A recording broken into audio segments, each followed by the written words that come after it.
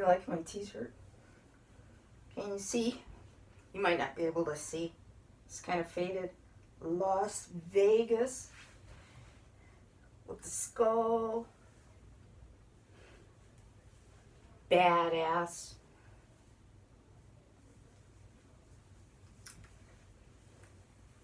I kind of like these teeth, the teeth in the skull. Can you see that? My sister hates this t-shirt. Once I was kind of mad at her, and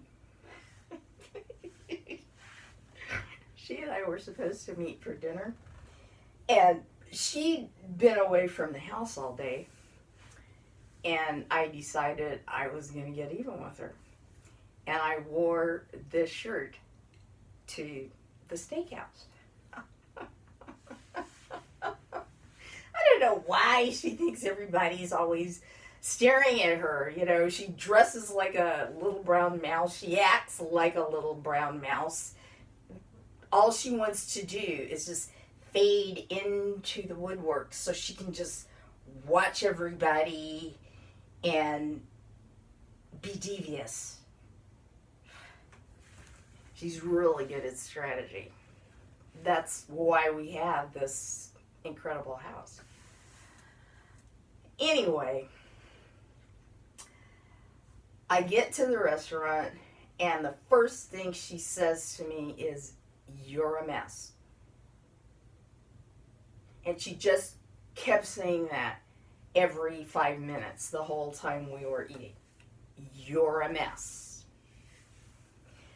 And I know I kind of am. I mean, really, you know, it's okay to laugh. It really is. Because I always thought it was so stupid to try so hard. You know? It's just stupid to just try so hard all the damn time. But I'm so all the time that what happens to me sometimes is people will say or do anything in front of me like it doesn't make any difference. Like I don't count as an adult or something. Hey, that's what it seems like sometimes, okay? So, for example, one day I'm on the bus, and, you know, this woman is really getting my empathy juices going because she's talking about on her cell phone. She's talking to somebody who's obviously a close friend about the murder of a guy that she had just run into like a week or so before. And then she found out, like, it must have been the day before this bus ride or a few days or something. But she found out he'd been murdered. And she apparently had been, you know, cozy with this guy, you know. And she just sounded so sad, and you know, she was talking about the friends they had in common and how surprised she was, and just, it's like she was talking a lot because I think she's just that kind of person, but she really didn't know what to say. She was just kind of saying the same things over and over again, and and sighing, and then all of a sudden, and she's talking on speakerphone. That's what I mean by it's like I don't count when I'm around people in public. So she's talking on speakerphone, so I hear her phone beep or something like she's getting another call, and she looks at the phone, it's like, oh, gotta go. And then all of a sudden, she's talking in this very strict tone that you use when you're a secretary in an office, and which you probably was, and you don't like the person that you have to talk to. usually an obnoxious client. And, well, hey, I was a social worker. Believe me, I had obnoxious clients. So she's all of a sudden, she's in secretarial mode. And this is a black woman. And so she's speaking ghetto on the phone before with her friend. But now, all of a sudden, wasn't dropping a G. Okay? Yes. What do you mean she won't stop crying?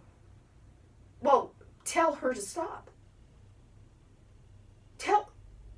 And over the speakerphone on the other end, I hear this really thick, frantic, middle-aged female voice. Real thick accent, but the speakerphone was on so loud I could understand everything she was saying. And she was saying, well, Jasmine is throwing a tantrum and she won't stop crying. She won't stop crying. I told the class that we're all going to go outside now, and it's cold, so you have to put on your coat. And she didn't want to put on her coat. She refused to put on her coat, and when I told her that she had to, when I insisted, she just flew off crying, and she won't stop. And I told her, well, okay, you don't have to go outside. You can stay here. And she still won't stop crying. And I thought, well, I just have to talk to you. And the woman says, put Jasmine on the phone. Jasmine, why are you crying? And you can hear this incoherent blubbering of a preschooler. I don't know why. What do you mean you don't know? If you don't know, then you must not have a reason to be crying. So stop. Just stop. Just stop. The well of my empathy for this woman ran dry.